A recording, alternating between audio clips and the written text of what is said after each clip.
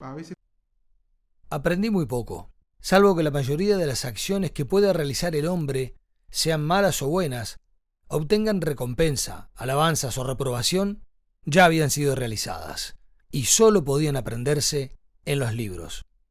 William Faulkner.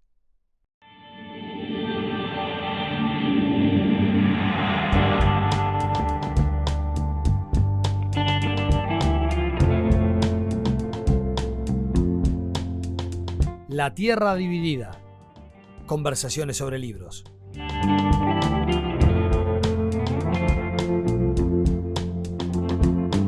Un podcast de Mauro Tomasini y Sergio Requel.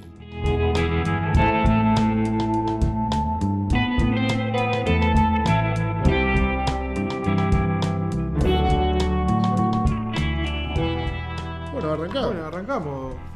¿Tanto tiempo? ¿Cómo andamos? Yo, Los lentes. man. los lentes, viste que hoy me acordé de traerlos porque Yo, si no tuve, sería como muy... yo se me cayeron no sé cuántos libros adentro, abajo de los lentes, y me los separaron, pero los pegué. ¿Los pegaste? Los pegué y quedaron bárbaros. Pero Mirá. bueno, eso porta. Es Eso una por- torre de libro y... se me cayó. ¿Qué va a hacer? Eso pasa por tener la torre del libro. Eso sí. Y por dejar el lente abajo. Y vaya. por dejarlo el lente abajo, Bueno. es un tema. ¿Todo bien? Bien. Yo qué sé, acá, tranquilo. Ujú. Contrariado un poco porque uno quiere hacer unas cosas y no puede, y no, Sí. entonces tiene que cambiar de camino y traer lo que... Sí, yo traigo lo que vengo, o sea, Yo me mandé una macana. todo lo que leí lo traigo conmigo, diría Gerta Müller, Sí, ¿no? Yo no... Creo haberme mandado una macana, Ah. que fue meterme en un terreno que me llevó 50 y pico de... Claro, a mí quería traer De carillas. quería traer una película que la verdad me la vi, me fascinó, porque me encantó, hace tiempo que no veía. Entonces quise buscar un libro y claro, ahí buscar un libro para que vaya con la película y se me complicó y no pude terminar el libro. Y hasta luego. Y está. Bueno, No andaremos- pude hoy y tuve que traer lo que tengo. Hoy vamos a hacer una reseña al menos distinta, Sí. que fue lo que habíamos quedado, de mi parte al menos. Por primera vez en este tiempo voy a destinar el tiempo de un libro a hablar de un autor. Ok. Y después vamos a reseñar un libro de ese autor, De ese digo, autor, para darle exacto. una continuidad. Y ni Exacto. siquiera es un autor contemporáneo, es un autor ya bastante... bastante antiguo. No, lo que pasa es que me cuidé porque no es la palabra antiguo, es Sí. bastante longevo con respecto al tiempo en el cual fue, todo un acontecimiento, Ajá. su literatura. Pero bueno, vamos a ir hablando. Pero en el preámbulo hay un libro que leí, que no lo voy a reseñar, pero es un libro que Sí. lo recomiendo de una Sí, lectura sí. rápida, que se llama Un soldado siempre está solo, de Nicolás Gainsbourg. El apellido acá lo estoy leyendo. Nada, parece bastante interesante. Es un juez un juez de fútbol, que lo encuentran una toma televisiva, lo toma cantando la canción que está cantando la hinchada local. Mira. Ante lo cual ahí se arma un lío bárbaro, lo sacan y termina arbitrando en una liga menor en Rosario, Argentina. Lindo Y lugar concurre- para exacto. que te lo encuentren. Y concurre con un amigo, y ese amigo, los dos provienen de Malvinas. Lo digo, Mirá, ahora, justo. Argentina, Inglaterra, ahora por el Mundial. Y bueno, es bien interesante. Es una novela policial clásica, pero lo traigo así que Mirá. si anda en la vuelta por ahí, Un soldado siempre está solo, de editorial MC creo que es, porque la verdad que lo leí. AMC, mira. No, y además confieso que lo leí en digital. En digital. Me pareció un libro entretenido, me pareció un libro que puede gustar Ajá. a quienes Está bien. son lectores de novelas policiales con cierto vértigo. Buenas novelas policías tiene Argentina. Bueno, por eso, ¿No? y tiene cierto vértigo, cierta... Así que y vos en el preámbulo que... Yo te había traído unas muertes porque, bueno, está. Bien. Pero porque contesté un mensaje por la muerte de Sam Neill, el actor australiano, que murió ayer y que todo el mundo saca sus películas de los dinosaurios. Sí. Entonces yo cómicamente, déjenme de dinosaurio, vayan a Possession. Y lamentablemente no nos recordamos a Sam Neill por Possession, una película de Alexandre Zulawski, que es un peliculón, es de culto, y además es, capaz que a vos, no sé si la viste, o no te recordás, te gustaría porque es se da en el muro de Berlín. Ajá. Está en Alemania Oriental, es la relación de una pareja, y después leí de Zulawski, es muy buena actuación, y con a Hami, es una actriz, que fue un amor que tuvo, que lo devastó, y salió esa película, brillante esa película, Sí. pero es un peliculón, dicho sea de paso, además yo tengo un buzo de esa película, pero entonces yo contestaba, déjese de volada de bobada con los dinosaurios, vayan a ver Sí, Possession. vayan a ver una película. Y después de pique, y esto es lo último que me enteré ahora, yo no sabía, que no tiene nada, un poco conocido, pero murió Alexandre Klug en marzo. Sí. Yo no sabía. Sí. Yo no me acuerdo dónde lo había leído. Sí, bueno, no sabía. Está. Que sí, que he visto el cine experimento alemán, y que Sí. tiene una famosa documental sobre el Capital, Ajá. que dura mucho tiempo, que son 4 partes de casi 12 horas, y que entrevista a gente, pero es como una especie de película que trata de recoger lo que dejó los pasajes de Benjamin. Los pasajes. Claro, sobre todo la cuestión de la circulación del capital y la mercancía en determinados circuitos, ¿no? Ajá. Parques, vidrieras. Pero bueno, Ujú. es un tipo muy también de culto, pero es un tipo interesante que murió y ni sabía.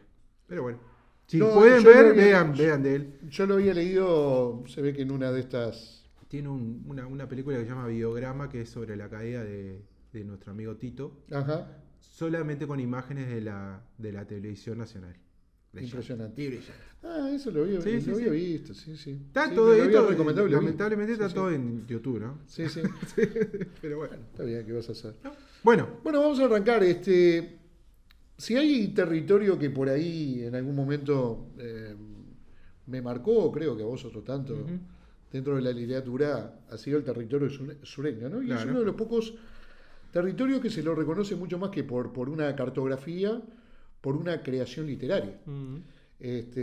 Cuando decimos el sur, automáticamente se nos viene a la mente autores, escritores y no necesariamente una geografía o la geografía de alguna manera que acompaña a esos escritores de Mississippi, Georgia, Carolina del Sur, etcétera, que son esos lugares donde un grupo de escritores muy importantes marcaron. Y es algo difícil que suceda eso en la Sí. literatura, que uno puede identificar un espacio geográfico a través de la obra. Pasa algo similar con el blues, ¿no?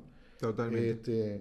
Un lugar que nunca tuvo un presidente, un senador, absolutamente nada. Sin embargo, en ese rincón del Delta nació una de las músicas más importantes del siglo XX que condicionaron de alguna forma un montón de músicas posteriores. El blues y el jazz, ¿no? Claro, bueno, pero el blues nace en el Sí, Delta del pero Mississippi, nace, un espacio que hay un libro que lo aborda muy bien diciendo, bueno, acá nunca tuvimos un presidente de Estados Unidos, nunca un senador, nunca esto, nunca lo otro, media página de todo lo que ahí nunca hubo. Sin embargo, nace una de las músicas más populares del siglo XX de Estados Unidos que condiciona Sí.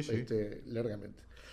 Por lo tanto, hay una cosa que leía hoy que estaba bueno, que decía, tal vez convenga formular la cuestión de otra manera. Si William Faulkner, Caldwell, Carson McCullers o Flannery O'Connor hubieran recorrido juntos el mismo camino rural de Mississippi una tarde cualquiera de 1940, los 4 se habrían observado las mismas casas, los mismos árboles, el mismo polvo suspendido sobre la carretera y las mismas personas sentadas en los porches. Sin embargo, al regresar cada uno habría escrito un libro completamente distinto. No porque poseyeran estilos diferentes, eso es apenas la superficie del problema, sino porque miraban cosas distintas. Faulkner habría visto el peso insoportable de la historia, McCullers la soledad escondida detrás de los gestos cotidianos, O'Connor el misterio de la gracia irrumpiendo en medio de la violencia, y Caldwell, en cambio, habría prestado atención a una conversación. Hoy queremos dedicar este espacio, o hablar en este espacio, de quizás uno de los escritores más importantes, más conocidos en su tiempo del sur estadounidense, que es Erskine Caldwell. Sin embargo, visto a la distancia, es un escritor que ha perdido bastante fuerza con el tiempo. De hecho, hay una editorial española ahora que reedita algunas de sus novelas que durante mucho tiempo estaban perdidos, o en la feria de usados, que podía aparecer hasta alguna primera edición, como me sucedió a mí con uno de sus libros. Erskine Caldwell, durante la década de 1930-1940, es uno de los novelistas estadounidenses más leídos.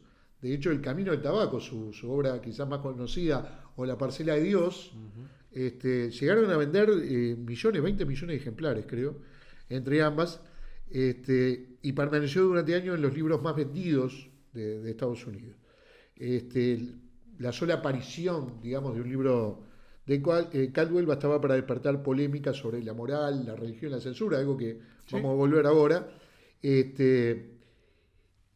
Y que si la medida de un escritor fuera únicamente el número de lectores, Caldwell ocuparía un lugar junto a los grandes fenómenos editoriales del siglo XX.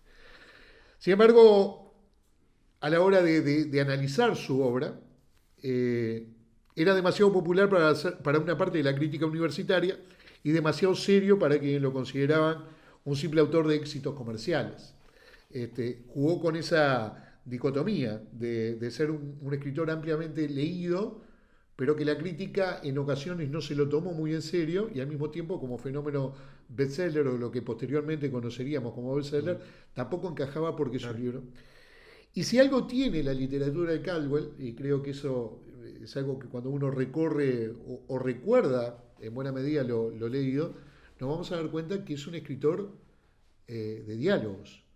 No es un escritor donde pretenda revelar la situación social o socioeconómica de los pobres, de los blancos pobres del sur de Estados Unidos, sino que era un escritor que había escuchado mucho. Y esto vuelvo a ponerlo en foco porque él nunca escribió sobre la pobreza del mismo modo que Steinbeck, por ejemplo, ¿no? La suba de la ira, como novela emblemática, El Este del Edén. Ni compartió un proyecto moral de la novela social norteamericana, sino que él se abocó a un pequeño espacio de describirlo, y de esa forma que el autor se despegara el máximo posible de su narración para que el libro hablara por sí, sobre todas las cosas. Y cuando uno entra a ver, nació el 17 de diciembre de 1903, en Georgia, y hay que recordar que era el sur, ¿no? Al comienzo del siglo XX, el sur estadounidense seguía viviendo dentro de las consecuencias de una guerra terminada hacía 40 años.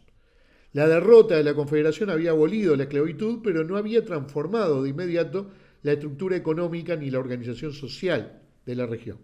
Y el sistema de aparcería mantenía atrapadas a miles de familias blancas y negras en un círculo de endeudamiento casi imposible de romper.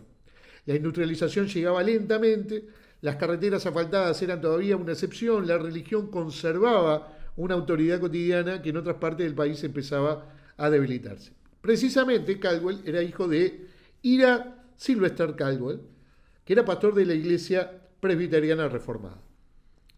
Y la tarea pastoral obligaba a la familia a trasladarse continuamente entre las pequeñas comunidades de Georgia, Tennessee, Virginia y Carolina del Sur. Y recordemos que además el papel de la religión, el papel de estos pastores, no era únicamente dar una misa, sino que era ir a la casa, hablar con el enfermo, hablar con las personas, con una familia. Y Caldwell desde muy chico fue escuchando eso, y esos diálogos son los que a lo largo del tiempo va a ir reproduciendo de alguna manera en sus obras más cumbres. Suplantaba al psicoanalista, digamos. Bueno, suplantaba al psicoanalista, exacto. Era como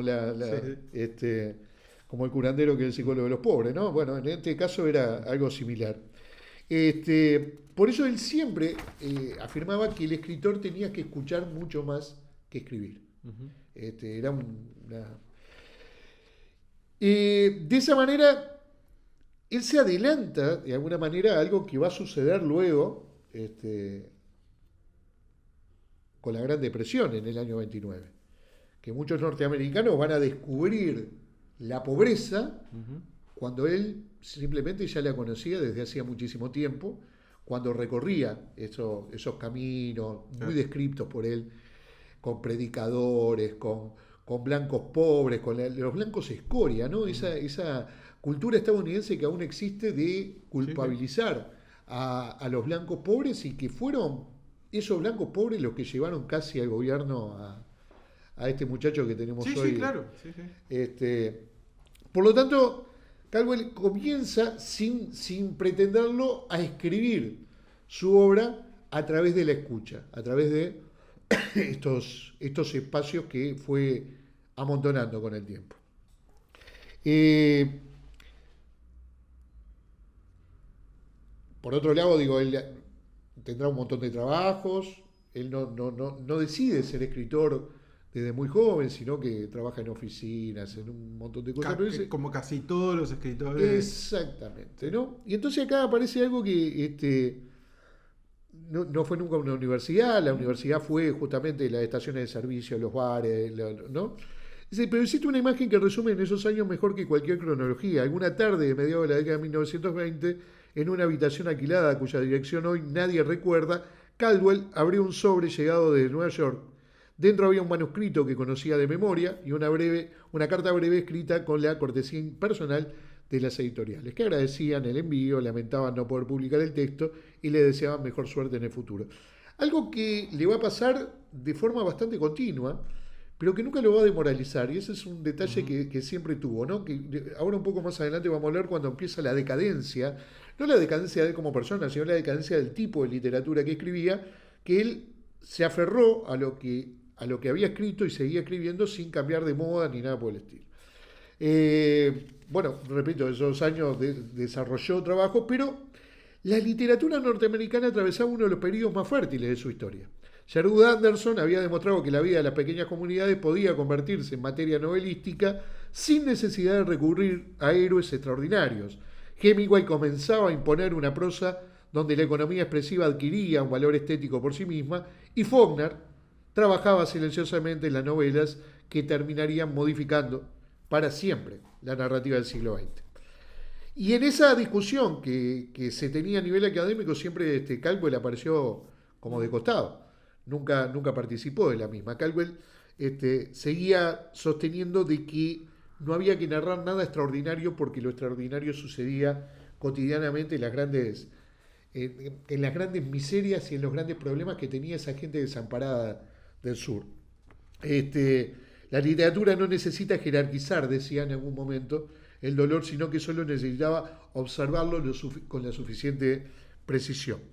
Nunca le interesó explicar a su personaje, prefería colocarlo frente al lector y retirarse discretamente, y esa decisión estética resulta mucho más radical de lo que parece, que efectivamente lo es.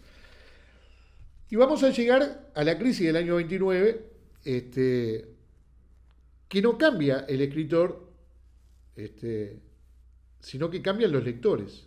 En 1999 el pueblo de Estados Unidos comienza a descubrir esa pobreza que en el sur era bien conocida, no solo de los negros, Ujú. sino también de esos blancos pobres que no tenían lugar. Y ahí es donde él escribe en 1932 quizá la obra que luego vamos a hablar, que es nada más ni nada menos que Camino de Tabaco. Una obra que sí, ahí lo pone en la primera fila, digamos, no solo de ventas de libros, sino que ponerlo en el ruedo, digamos, de la crítica permanentemente. Algo que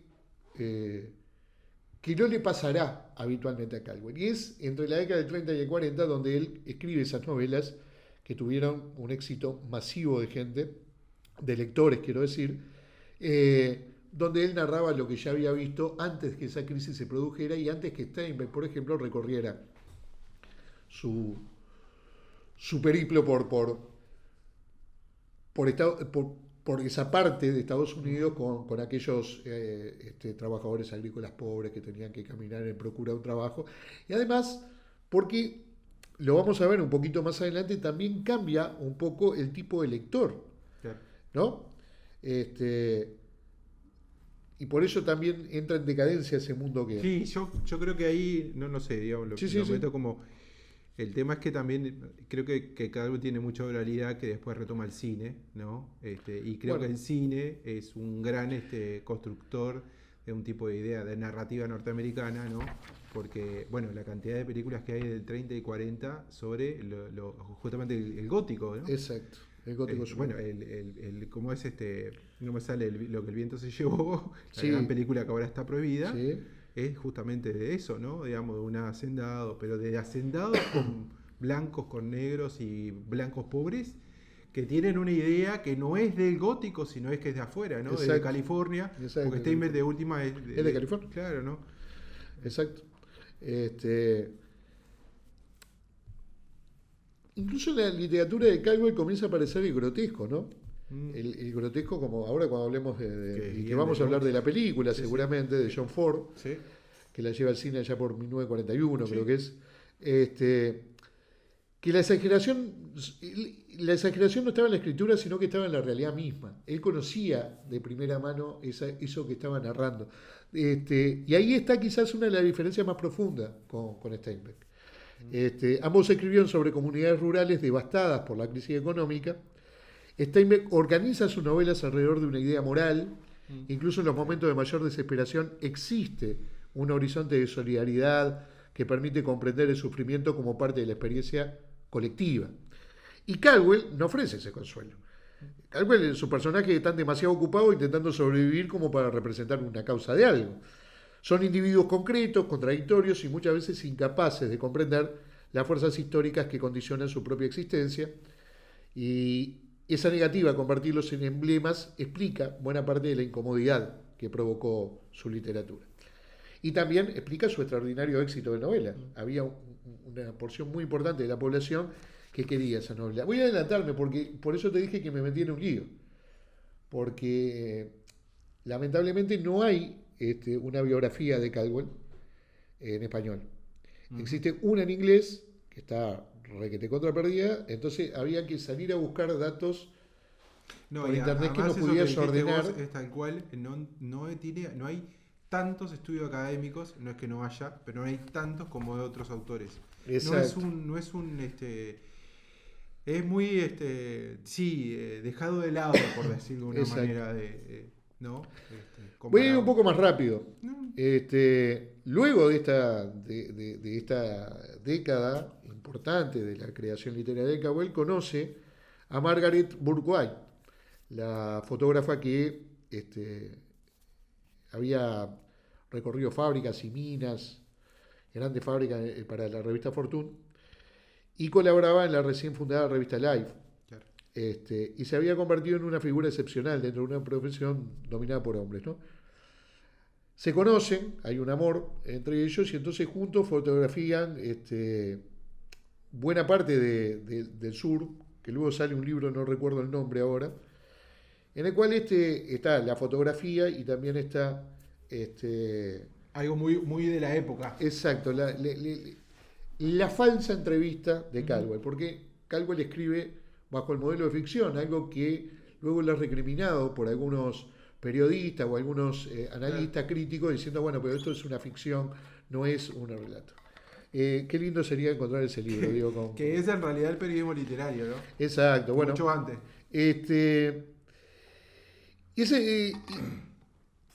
Y acá hay un cambio en la novela de Caldwell, y es verdad, yo lo analizaba esto y decía, después del 40, claro, él no se repliega en buena medida de la escritura tradicional que él traía, pero comienza a ver como una visión más amplia de su universo, donde los personajes sureños que describe ya no describen un espacio físico nomás, sino que son parte de una mirada más amplia. Y esto es precisamente cuando ya su relación con ella ya no había terminado, esta fotógrafa envía, y es una de las corresponsales en la Segunda Guerra Mundial, y comienza a enviar fotografías donde Caldwell ve las mismas caras que él vio en el sur, simplemente acosados por otros problemas. No era el hambre, no era la desesperanza absoluta, sino que era la destrucción. Y es cierto que hay una creación, ahora vamos a repasar un poco las novelas que él escribe del 40 para adelante, donde vamos a encontrar narrativamente el mismo estilo, las mismas preocupaciones centrales, pero vamos a ver que se amplía un poco el abanico. Y es bien interesante porque, si recordamos ahora lo que es El Camino del Tabaco, La Chacrita de Dios, con él, con alguna de las novelas nos vamos a encontrar de manera distinta. Voy a pasar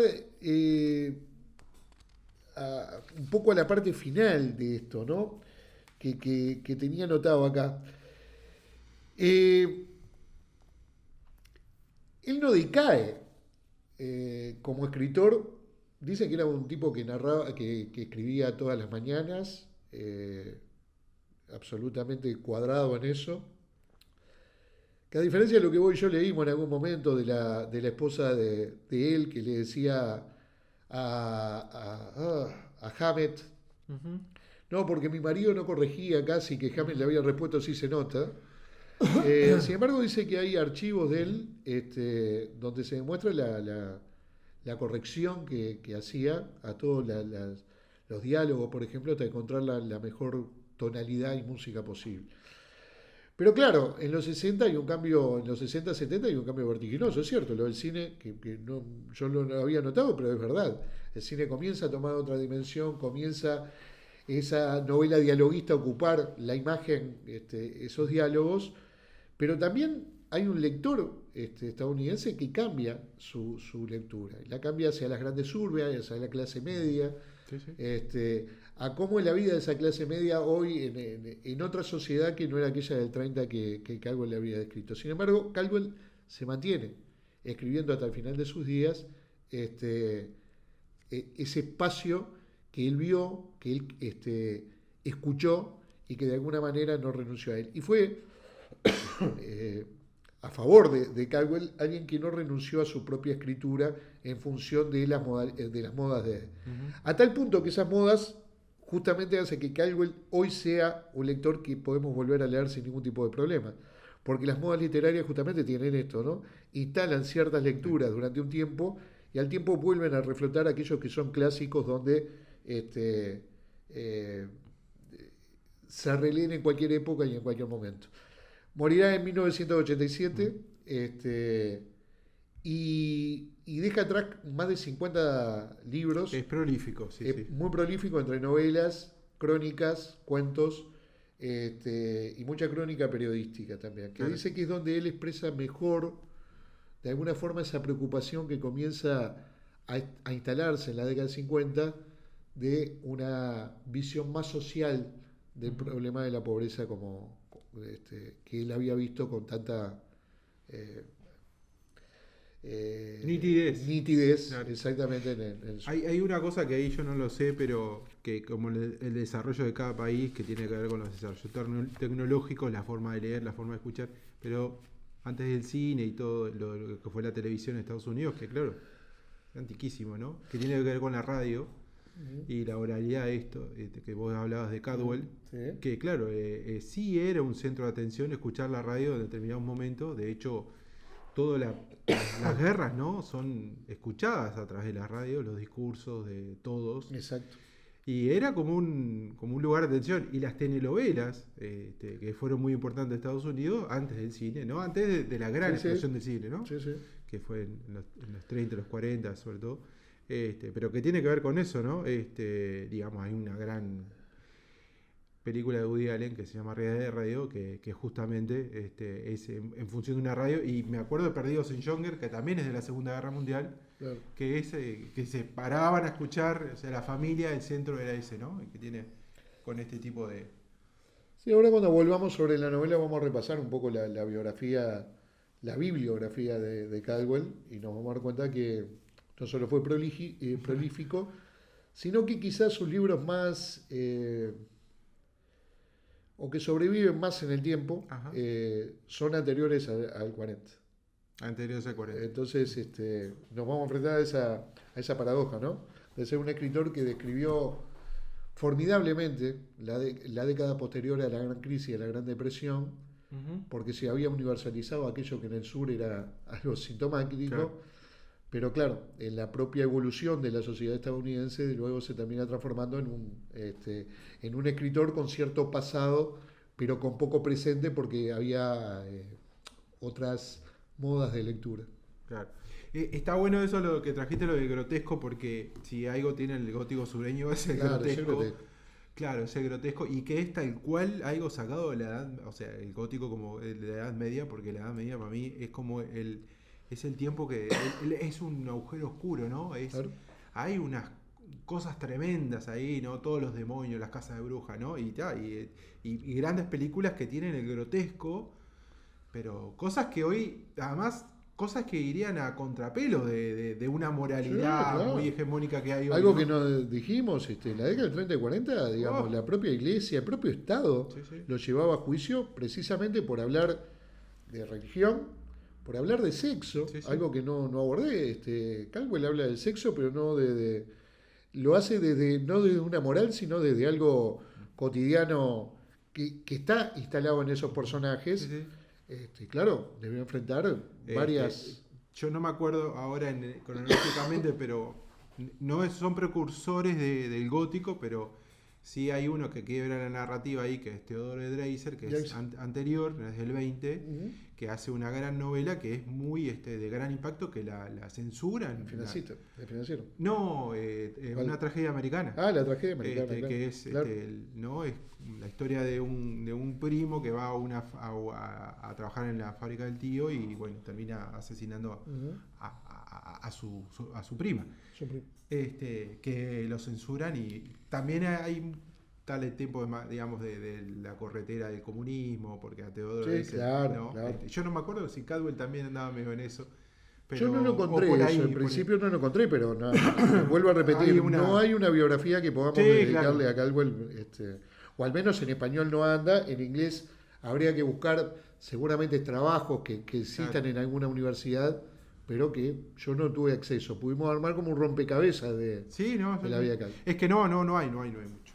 Bueno, yo traje algo totalmente diferente de lo que estaba leyendo. Traje 2 libros, obviamente, que tienen que ver con algo medio como del presente, pero del presente en el sentido no de lo que sucede, digamos, pero libros recién editados, uno hace años y uno que se editó este año.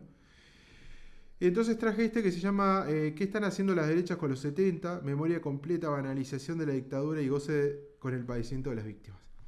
Este libro es de Valentina Salvi y Luciana Mesina, pero en realidad ellas son las coordinadoras y hay como 5 o 6 personas que lo escriben. Son artículos que más o menos tratan sobre el mismo tema. Es como han utilizado el tema del pasado reciente de las derechas, sobre todo la última, esta de Argentina. El libro se trata sobre Argentina, sobre la época Milei. El libro, para como no entrar en la discusión con el libro, porque eso es más complicado, pero es un buen acercamiento de las trayectorias que que han recorrido, por lo menos en Argentina, que es bastante prolífica también en esto, ¿no? Del pasado reciente, sobre todo en la producción de conocimiento, que esto es de las cosas de Argentina. Argentina, digo, a pesar de los problemas que tienen, sacan muy buenos libros, muy buen análisis. Después capaz que no lo pueden llevar a la práctica o no, ellos es más complicado, pero que son interesantes. Y bueno, y trata más o menos de toda la periodización que hay de la salida de la recuperación democrática hasta el mileísmo. Y hay como 3 etapas que podríamos definir, o sea, entre todos los artículos, que es una memoria, o sea, sobre todo analiza los regímenes en memoria, ¿no? Que no es lo mismo que la historia, en el sentido de que las memorias, bueno, son más dúctiles y se construyen de otra manera que las historias que están mucho más atadas al conocimiento en algún sentido, o por lo menos a una batalla un poco más compleja con el pasado reciente que las memorias son más dúctiles, o sea, son construcciones que se dan en diferentes ámbitos, ¿no? Yo leyendo este libro, que lo estaba leyendo, pensaba, y voy a citar acá referencia de Uruguay, que 4 días antes, digamos, del golpe de Estado, largan lo de las tanquetas, ¿no? Digo, sin entrar en cuál es el uso o no de las tanquetas, no me interesa a mí, pero yo pensaba en el impacto que podría haber tenido en el otro lado, cuando en realidad acá el 27 de junio básicamente está vaciado de contenido, o sea, no hay un gran contenido, ¿no? O sea, con respecto a lo que podría ser el 20 de mayo, ¿no? Y en Argentina pasa lo mismo con determinados días. Cosa que yo no sé es que con determinados ciclos que se da a partir sobre todo del macrismo hasta ahora, se pusieron en escena fechas, por ejemplo, de toma de Montonero de regimiento como fechas oficiales, ¿no? Es decir, esto de sacar y poner fechas me parece muy interesante sobre los usos. Bien, entonces, básicamente el libro se ciña a tres partes. De la salida democrática hasta el kirchnerismo, que es una, que le llaman la memoria ciudadana, del kirchnerismo hasta el macrismo, que es la memoria militante, y del macrismo hasta el mileísmo ahora, que se llama la memoria completa. Pero empiezan a acomodarse, no es que empiece uno y uno, sino que las cosas empiezan a darse como concomitantemente, ¿no? La última parte, que esta es la que ellos analizan más, que la del mileísmo, empieza ya en el 2006, con lo de memoria completa, que empiezan a reivindicar el tema de, bueno, todas las voces, ¿no? Acá hay solo una parte, etcétera, etcétera. A mí me parece, o sea, es muy interesante porque hay una cosa que sucede con el pasado reciente siempre que se cae en esquematismos, ¿no? De todas las partes. Que se traen cosas al presente como si ocurrieran del mismo modo, y eso es uno de los grandes errores. Y no digo que no sucedan, que hay cosas que hay que leerlas del pasado, pero que no son iguales en el presente. Digo. En todo caso se pueden resignificar, se pueden reconfigurar de forma diferente, pero no son iguales. Y eso me parece que es lo interesante de las discusiones con el pasado reciente, de ver qué es lo que puede llegar, cómo puede llegar y qué utilización se da en el presente, y para qué y cómo operan determinadas políticas. Y entonces lo que se ha dado es que básicamente, digamos, después que el kirchnerismo vino y sin el kirchnerismo con muchas contradicciones, y hay una cosa que hay una de las autoras que escribe sobre la época del kirchnerismo, y no es una cuestión muy hegemónica, porque el segundo libro que yo traigo es una de las que criticaba esa memoria del kirchnerismo. Sobre todo criticaba la cuestión de él, de las organizaciones de derechos humanos casi que estatizándose, la discusión del pasado reciente, y esto sí es cierto, de las grandes discusiones que se hacen esquemáticas a veces digamos, los pasados recientes, es que no da la oportunidad de discutir las violencias políticas. Y eso me parece lo más interesante a veces, ¿no? Porque no hay que discutirlas separadas, pero bueno, como que no se discute del otro lado. Y una de las cosas que hizo el kirchnerismo fue rescatar episodios de la violencia política como episodios, ¿no? Ahí los autores leen los discursos del 24 de marzo, que es una de las fechas que ellos toman, y bueno, y ahí dicen por el ERPRT caídos en tal lado, por los, ¿no? O sea, todos meten en la bolsa. Entonces, claro, a veces no tiene la ductibilidad necesaria como para como, a ver, tensionar eso y o sea, desmenuzarlo. De hecho, en la parte del kirchnerismo hay una cosa hay como un grupo que se arma que se llama La Mesa, que son básicamente 3 intelectuales, que es Luis Alberto Romero, Hugo Besetti y Claudia Gil, que es la otra del libro que traigo de segunda parte, que critican justamente esto, ¿no? El tema de casi como el esquematismo de traer determinadas cosas del pasado y resignificarlas, sino dar la oportunidad de discusiones amplias sobre muchas otras cosas.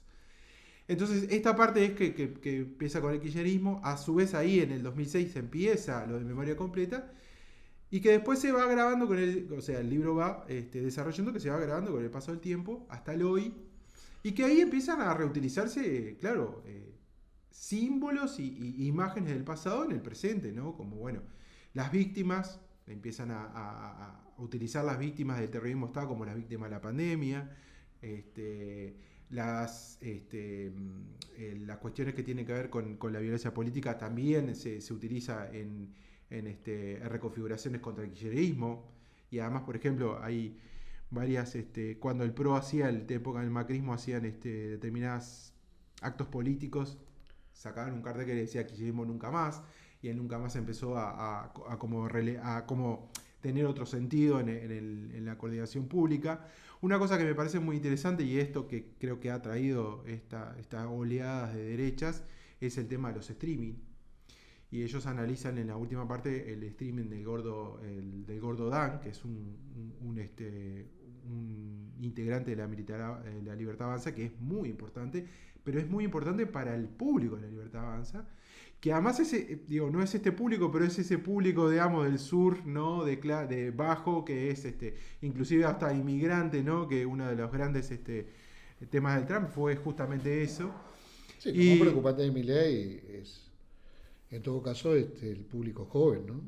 Bueno, es que, pero y el público joven con es una expresión de con este canal, estas, ¿no? Claro. Pero además hay una cosa que es, yo lo he dicho y, o sea, de mi poco saber, pero son personas que tienen mucha inteligencia y mucho conocimiento detrás. Y después analizando Hay que subestimarlos, creer la que misa, no... streaming, analizando, el gordo Dan hace unos discursos no despotricando contra Perón, tomando a Perón y diciendo que los que Perón echó la plaza, el famoso, aquel, cuando la vuelta, fueron los kirchneristas. Fueron a los kirchneristas. A los kirchneristas. Pero, no a los montoneros. Claro, es muy buena esa. O sea, y otras cosas que analizan, que tienen un contenido atrás, y obviamente toda una pulsión ahí que es muy interesante. Y que a mí me pareció bastante alentador. Y que es una cosa relativamente para mí, creo que para vos, nueva para nosotros, en este canal de comunicación, de las redes sociales y este tipo de acumulación que se hacen, tal vez muy relativista, muy efímera, pero que se hacen al fin, que lo llegan y que lo llegan a cambiar discursos porque lo que explica el libro es que el macrismo llega hasta determinado lugar, pero no pasa. Pero el mileísmo sí pasa totalmente, ¿no? Y hay como un giro a la crueldad y ya sí al negacionismo. Y ya una crueldad que además está instalada dentro de la política argentina desde tiempo inmemorial. No hay nada que se invente, ¿no? Siempre ahí se ara dentro de un tierra fértil, ¿no? De todos los lados, ¿no? Y me parece muy interesante. Y una cosa para terminar que a mí me pareció lo más interesante, porque uno siempre ve el pasado reciente en esto de, bueno, la dictadura, las víctimas, en el caso de la Argentina los desaparecidos, en el caso de acá también puede ser, ¿no? Dicho otro paso, con respecto al Uruguay, a mí me interesa mucho por lo que dice, cuando sacaron las tanquetas, un ex senador de un partido político dijo, hay que legislar porque no vaya a ser como en el 68, que los militares salieron a la calle y después la quedaron cuando tenían la culpa. O sea, ese tipo de cosas me parecen bastante interesantes. Había medidas protectoras, había otras cosas, pero ese tipo de esquematismos. Pero una de las cosas que me parece muy interesante del libro, y con esto termino, es que ellos nos dicen, no es solamente el tema del pasado reciente, el tema de las víctimas, de las desaparecidas, de los hijos, sino que lo que se cuestiona y de lo que está cambiando es la configuración del contrato social de nunca más en base a derechos. O sea, no ya al tema de los derechos, no, a derechos laborales, derechos de salud, ¿no? Y es una reconfiguración que hace el mileísmo en otro nunca más que lo reconfigura para otro tipo de cosas, ¿no? Y esta cuestión de la crueldad de la eliminación del otro, ¿no? Yo lo rescato, la verdad es un buen libro, para por lo pronto entrar en tema.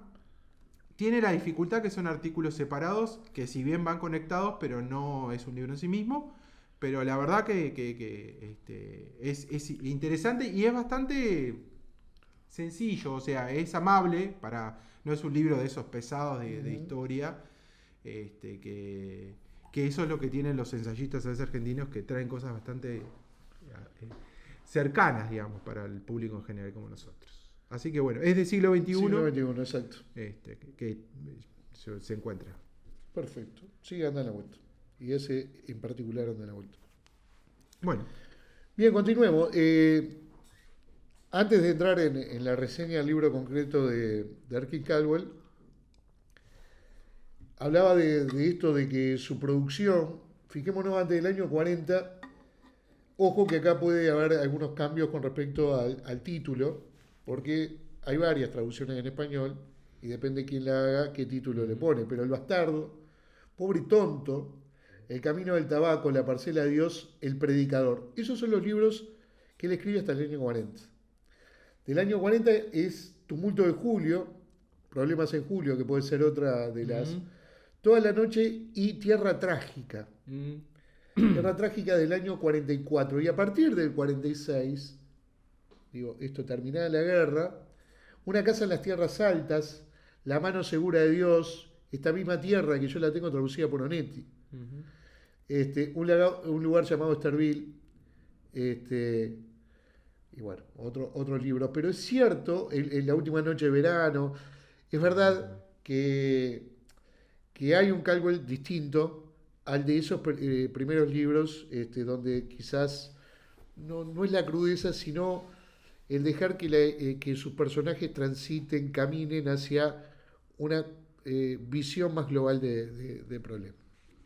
No sé si tomó más sentido social o no su literatura, lo que sí sé que el libro que vamos a comentar, que es El camino del tabaco, es uno de los libros más emblemáticos de Caldwell. Además, en el año 41 lo lleva John Ford al cine, y ya yo hace tiempo que no lo veo, pero recuerdo la primera escena llegando el auto Es impresionante. de Jeter destrozado con toda la leña cargada todavía porque no la pudo vender La cachila. en la cachila.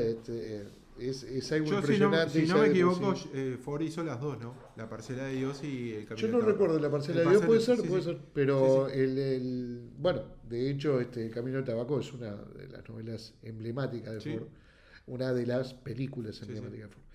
Y además un Ford joven ahí. Es Claro, relativamente joven. claro. De las primeras, digamos.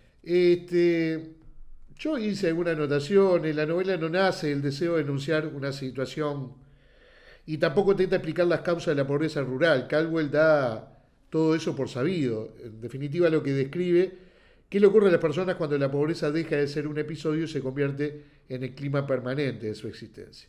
Hay una enorme distancia entre pasar hambre durante unos meses y vivir varias generaciones dentro de una economía donde la esperanza ha dejado de cumplir cualquier función práctica. Los personajes de Camino del Tabaco pertenecen a ese segundo universo. Conviven con la adversidad, la han incorporado en sus gestos cotidianos, del mismo modo que incorporan el calor, el polvo, la erosión de la tierra. Y se reprochó a Caldwell justamente haber presentado a los campesinos del sur como seres grotescos, dominados por el deseo, la ignorancia o la pereza.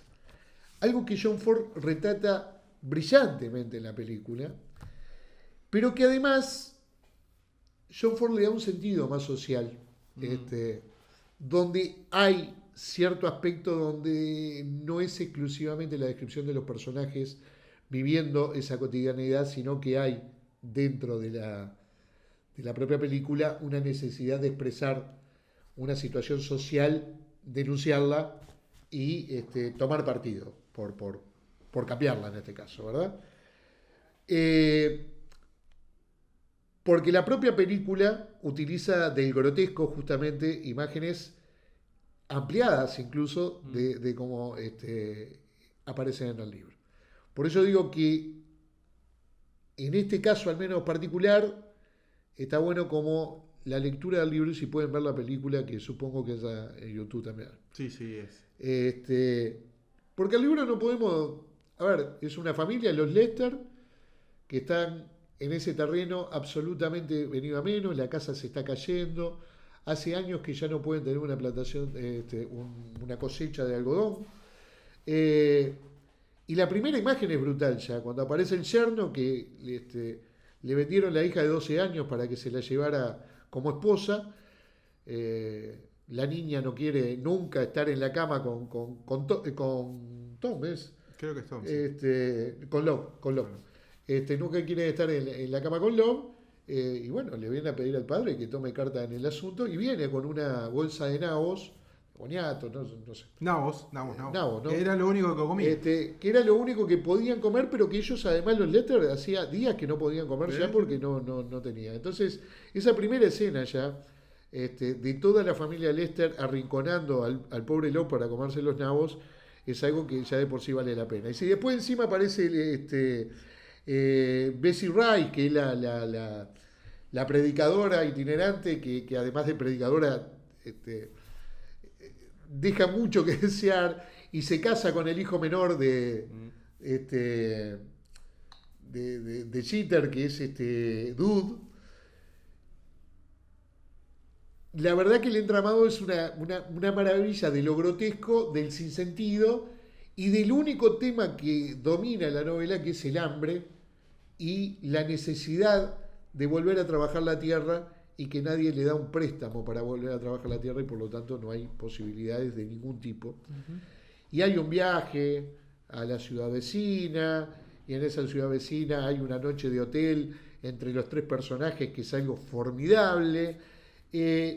Pero lo que nos va a relatar el camino del tabaco es la lenta degradación y la lenta desaparición de la familia Lester, teniendo un final además que es extraordinario, donde esa palabra de Jeter que es constantemente el querer volver a plantar, el querer volver a tener una cosecha, que la tierra, que generaciones enteras vienen cosechando la tierra y que ahora todos se quieren ir a trabajar en las hilanderías y que las hilanderías, ¿no? Sí. Cuando muere, bueno, Jeter, de alguna manera, Love va a volver a encargarse de poner eso sobre la mesa. Perdón, Dude. La familia tiene 17 hijos, ya ninguno volvió a aparecer por el lugar. Ellos tienen el deseo constante de que alguno vuelva para que le dé algo de plata y puedan comer. Y una de las imágenes más extraordinarias del libro y de la película es la abuela, ¿no? La madre de Jeter. De Jeter, perdón. Con un final absolutamente tremendo para la protagonista. Para mí, El Camino del Tabaco es una de las novelas. La pude releer, es uno de los pocos libros que releí justamente para hacer la reseña. No soy de releer, porque a veces procuro que aquella imagen que tengo de un libro no desaparezca, pero realmente El Camino del Tabaco si puede pasar lo contrario, ¿no? Exacto, El Camino del Tabaco tiene la seguridad, o tiene uno la seguridad de leerlo, que se va a encontrar con una de las grandes obras, que está considerada hoy en día una de las 100 mejores novelas escritas en inglés, no en Estados Unidos, sino en inglés. Así que, ¿anda nuevo? No anda nuevo este libro. ¿Anda en usados? Sí, montones. Pueden encontrar distintas ediciones, de Sudamericana acá. Es una de las ediciones del año, si no recuerdo mal, año por allá por el 50. La que la había sacado era Oveja Negra, la de García Márquez. La de García Márquez, en Colombia. Sí. Bueno, yo la tengo de Sudamericana y es la segunda edición, no es la primera. Le pegué en el palo, pero es la segunda edición. Que cuando existía la librería de Cooperativa del Cordón, la dueña, ¿cómo era? La dueña no, alguna de las integrantes Josefina. de esa cooperativa. No. Norma. Me lo buscó por todos lados y lo encontró acá el libro. Estoy hablando de por lo menos 30 años atrás. Sí, claro. Así que bueno, una novela que absolutamente, busquen en YouTube, incluso si pueden mirar la película, es una película que respeta mucho. Algunas cosas desaparecen, por ejemplo las deformidades de una de las hijas de Jeter y la deformidad también de la predicadora. Bueno, no la vamos a ver de forma tan expresa, porque precisamente lo que decía, la película intenta ir por otro lado y no necesariamente por seguir paso a paso el libro. Así que lo dejo como recomendación. Concomitante a eso, si quieren, que es algo muy de la época también, de todas las narrativas que me parece que empezaban a salir de lo feo, por decirlo de alguna manera, ¿no? De lo que no se mostraba. Digo, hay toda una narrativa del ideal americano, y hay otra parte que es todo la decadencia, que podríamos traer de eso varios libros.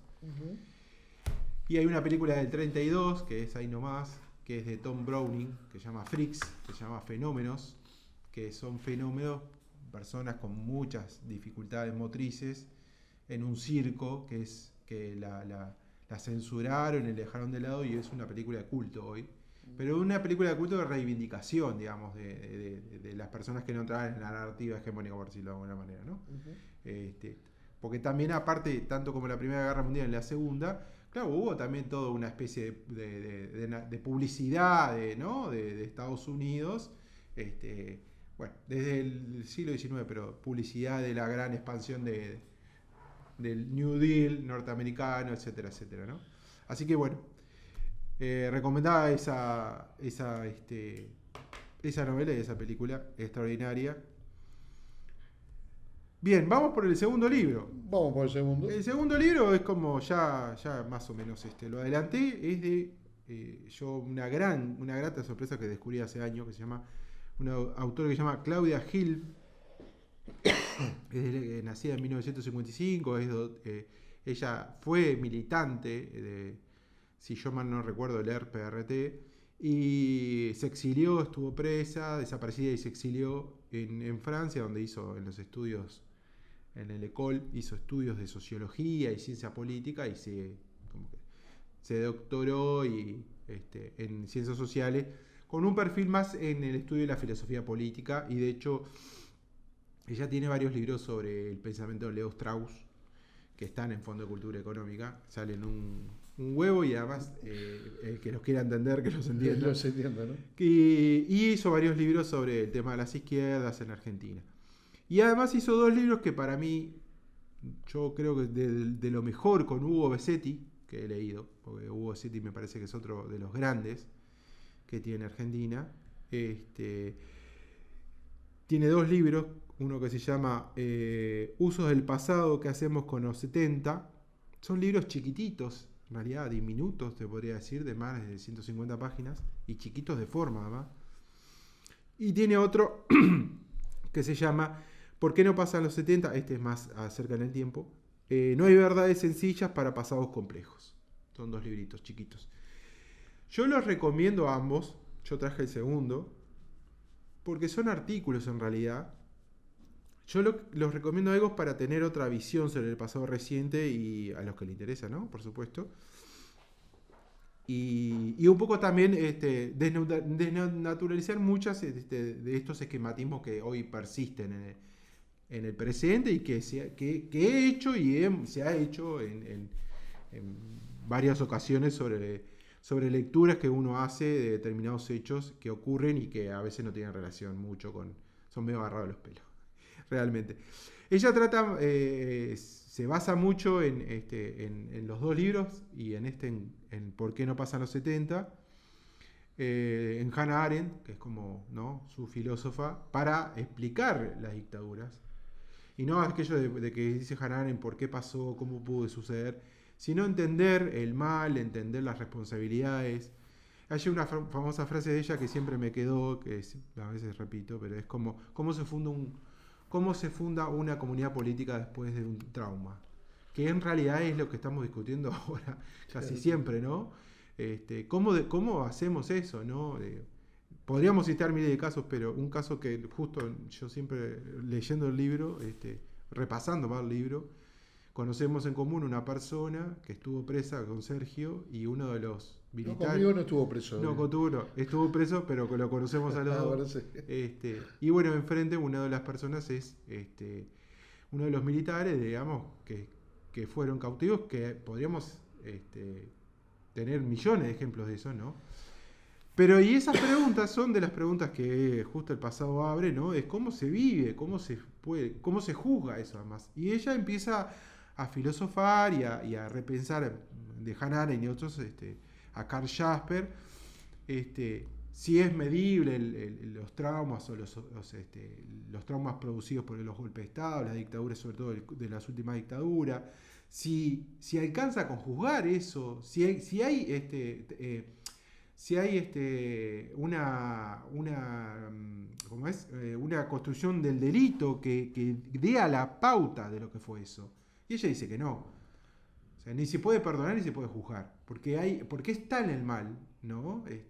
Y bueno, y ahí hay una serie digamos, de argumentaciones que ella da con respecto a Argentina. También ella estuvo en la Comisión de Sudáfrica y hace una serie de comparaciones.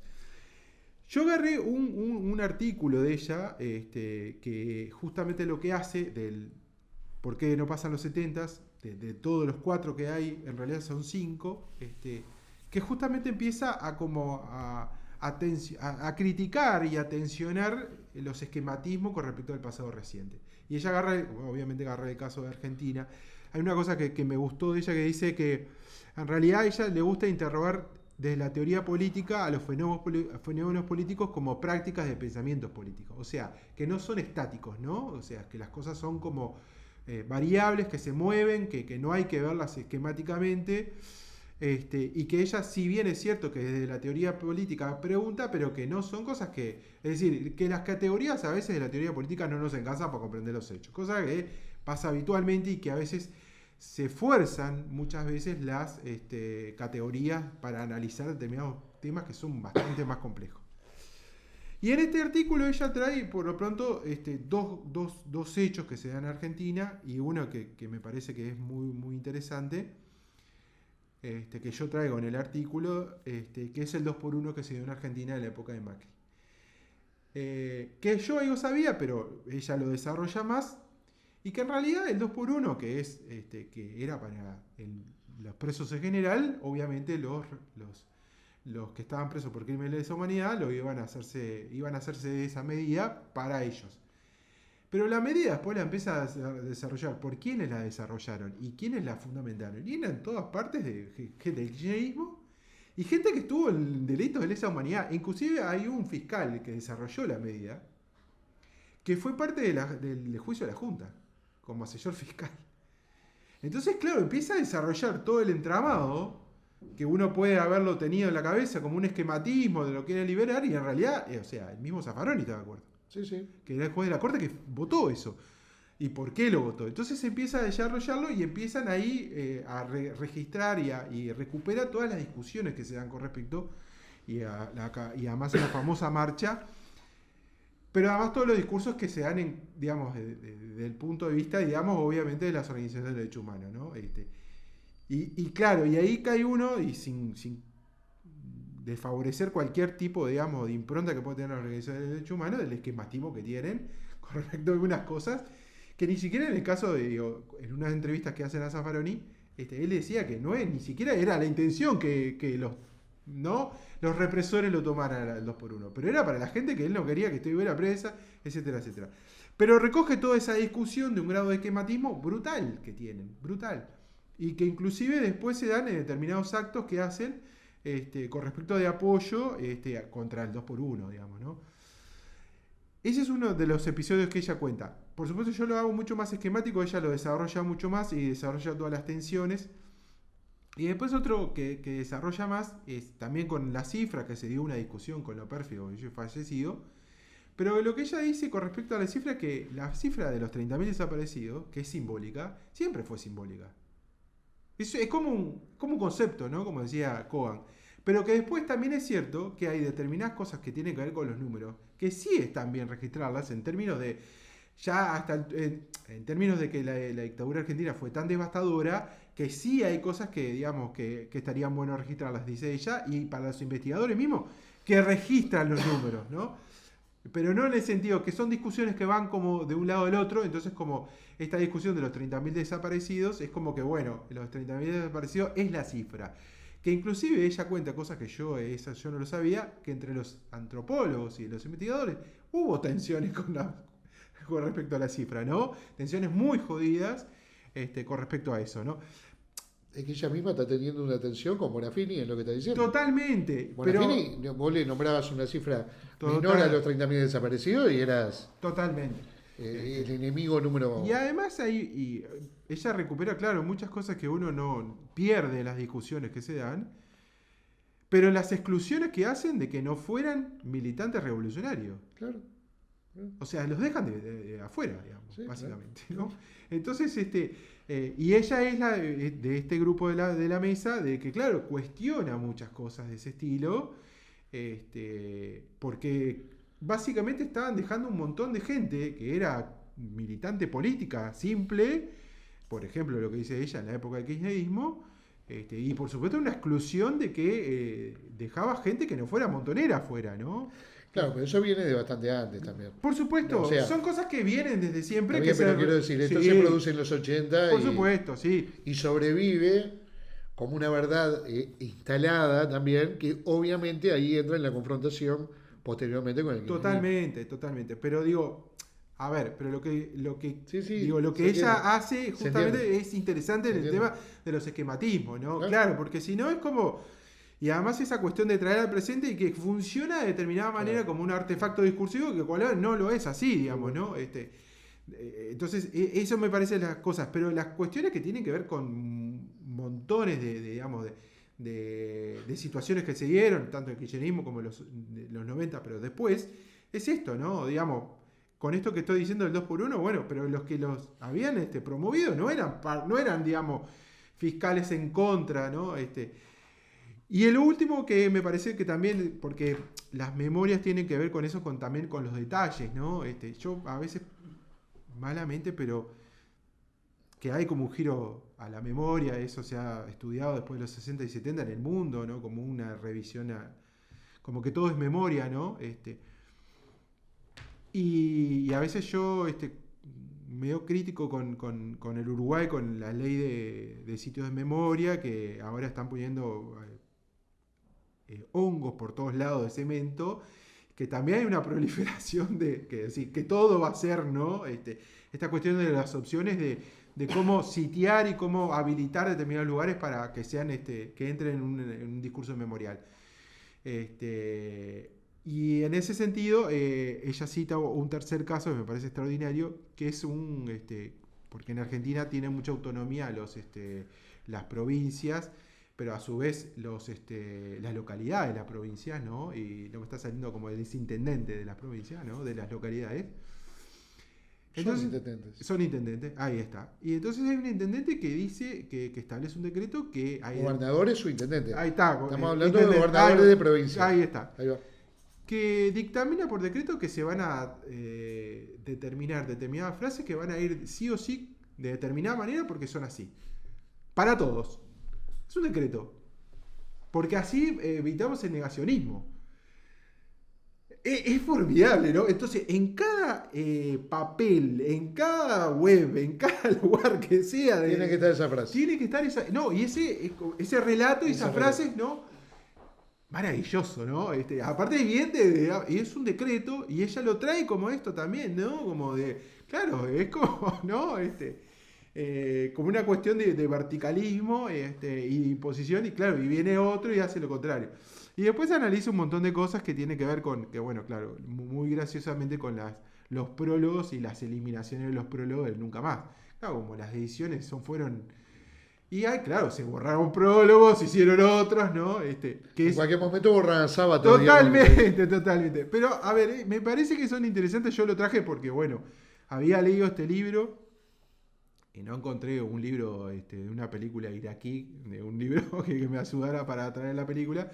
Y como lo había leído traje el de Claudia Gil, que me parece que son dos libros muy interesantes. Aparte, es otra tipa que si bien tiene un grado de dificultad bastante mayor que el libro anterior, es algo más ameno también, no así lo de filosofía política, pero estos son mucho más amenos, y me parece que yo creo que eso, que trae justamente que a veces discutir determinadas cosas como en determinados círculos, claro, excluye no poder discutir un poco más la totalidad, más en el caso de los argentinos, porque además en un determinado momento miré entrevistas a ella y ella dice, lo que pasa es que yo lo que quiero discutir es que la erramos nosotros en muchas cosas.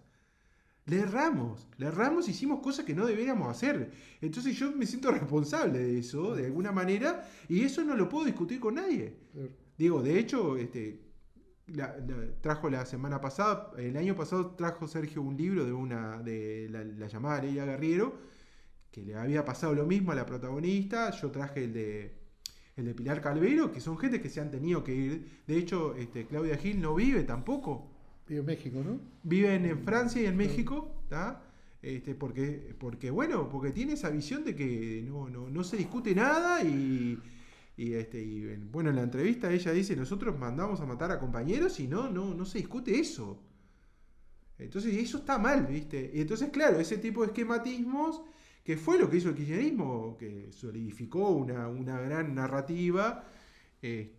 Bueno, dicho sea paso, ven el kirchnerismo, el 2001, como el 17 de octubre de alguna persona, que bueno, que recuperó todo eso y lo sintetizó en todos los gobiernos que tuvo. De alguna manera, los discursos de derechos humanos fue eso.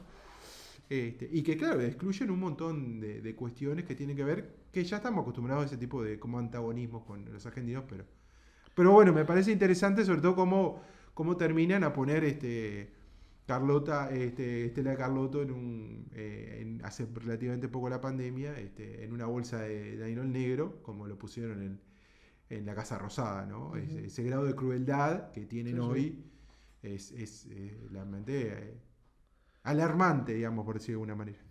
Título y editorial. Siglo XXI las dos, ¿qué hacemos con los 70? ¿Qué hacemos con los 70? Perfecto, bueno, fue un poco más atípico hoy la conversa esta, ¿no? Y fue un poco más atípico porque la peleamos. No, sí, yo la tuve que pelear bastante con la macana un inicial baile, que me mandó. Bueno, claro, cuando me metí en el baile. Un baile, pero no. Sin tener nada concreto, o sí, algo diría, pero no.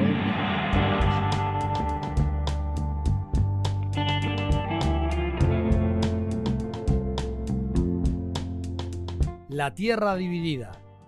Conversaciones sobre libros.